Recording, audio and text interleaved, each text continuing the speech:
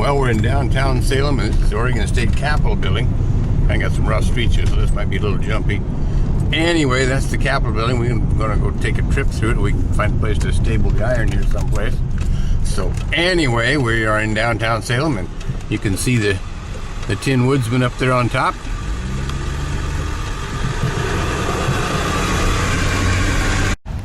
Well, we're out walking up to the Capitol building, and you can see the Tin Woodsman up here. This is actually Oregon's second Capitol building. They had another one that burned down some years ago.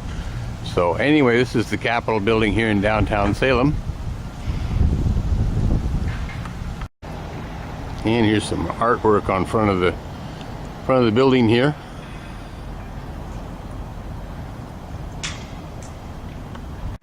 And parked here in front of the building is an Oregon State Police car. So that's what the police cars that the state police use. They're dark blue with the yellow stripes on them. And the stripes are supposed to be the stripes on a road, from what I understand. And here's kind of a opposite side of the front steps, and we turn this way. And this is the front entrance to the Capitol building right here. This is in the rotunda of the Capitol building, and you walk out here and you get the seal from the state of Oregon right here. And then you look straight up, and there's the dome up there. So we're in the rotunda of the Capitol building, as they call that. Here's some artwork on the wall. This is some of the pioneers.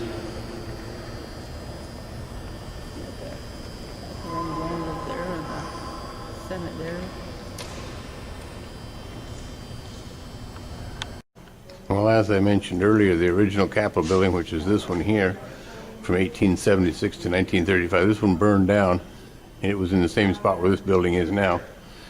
And it's a picture of it. And over here is a picture of the present-day Capitol building, which we're standing in. Folks from? We are from Hawaii. From where? Hawaii. Not bad. We have one thing in common, Oregon and Hawaii, that all the shoreline is owned by the state. Is that so? And you can walk around on the shoreline without trespassing on people that own property. You know what I mean? Yeah, that's right. Thanks to Governor McCall. Thanks to Governor McCall. The Oregon seal, the date 1859 is when Oregon became a state. The 33 stars around the edge indicates that we are the 33rd state. The plowshare of the wheat is our farming heritage. Most of the early settlers were farmers. The pickaxe is what miners used to mine for gold. Now, everybody seems to know about the California gold rush. It was bigger. But we also had one about the same time, and this is the kind of tool they used to pick away at the rock hoping to find gold nuggets. The ox wagon is the way most of the early settlers came here. The Douglas fir tree is our state tree and covers a good part of western Oregon. The mountain is symbolic of the several mountain ranges we have, the Cascades, of course, being the most famous. But we have the Siskiyous, the Blue Mountains, and so on. The setting sun is a symbol of being a western state.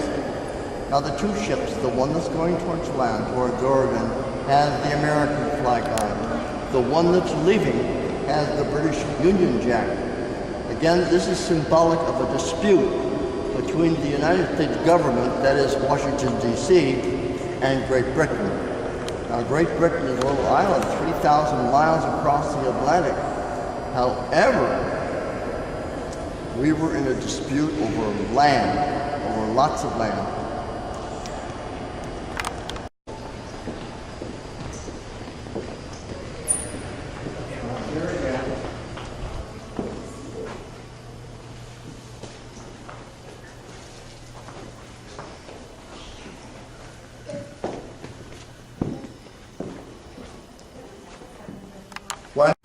In a hotel.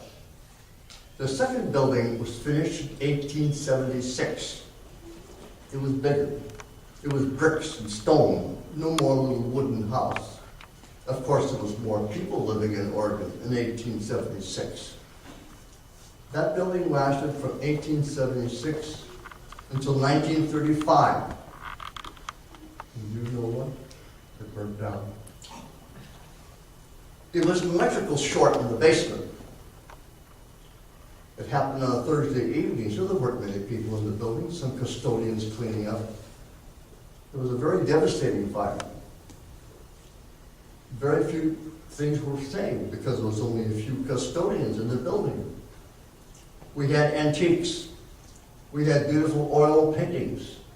But most importantly, all the records were on paper. No computers in 1935. Irreplaceable. All went up in smoke. We had a dome then. It looks like we have one, but we really don't. We had a dome then, like most state capitals. And when the supports gave out for that, it came crashing down like an upside-down teacup. It was a real bad fire. One person was killed. It was a firefighter. It was a part-time firefighter. It was a student. If you remember your history, in 1935 we were in a depression. A lot of people were out of work, didn't have money. It was hard times. And this young man wanted to go to school across the street at Willamette University to study to be a lawyer. Didn't have enough money. Willamette is a private university, not part of the state system. Charges tuition like any private school. So he went to the city of Salem and asked for a job. And they said, all right, we're going to make you a firefighter.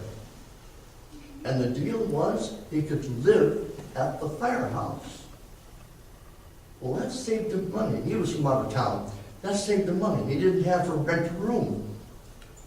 And not only could he live at the firehouse, but he could have his meals there.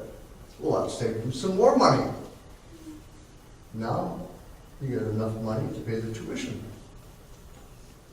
So the arrangement was, he would go to school, live at the firehouse, and when he was there, he was on call, just like now. When the bell rings, off you go to an emergency. That's on call. Well, his engine company came to this fire. As a matter of fact, most all the fire departments around Salem came because we needed all the help we could get. This was a big time fire for those days. A wall collapsed, and he was under it, and he died. He was only 22 years old. He was a farm boy from Eastern Oregon. So they started planning the third building, which is what you're now. And as you notice, it's made out of marble. The problem is, Oregon doesn't have any marble. We have a lot of rock, but we don't have marble. The outside white marble and the black trim you see around the building is from the state of Vermont. And if you know your geography, that's about as far away from Oregon as you're going to get. The floor of the rotunda is from Missouri, near the Mississippi River. The walls of the rotunda, by the murals, is from Montana, near Yellowstone Park. So all of this very heavy rock had to be hauled a long way to be into the building, but it made for a beautiful building. This building was finished in 1938. So, There's some photos of Oregon's governors Yes, over the years. look at the fancy And pictures. this one right here is Governor Hatfield. I actually met Not him. even a tie on. And down here's Governor McCall. And then down here is Governor Atiyeh, who just passed away. I also met him. And other governors, there's Governor Kitzhaber, who's presently in office right here. And he's the governor again. That's the second time. Here's a portrait of Governor Atiyeh. And this is a portrait of Governor Kulongoski. And this is our present governor here, Governor Kitzhaber, serving his second time, but Kulongoski was in between Governor Kitzhaber's first term and his term now. we have 30 senators from all over the state. They serve for 4 years. Again, it's a part-time job. They won't be back here again until February. The carpet represents activities, commercial activities in 1935 when this building was being built. Commercial fishing and wheat farming, and in the other room there is a log, timber industry.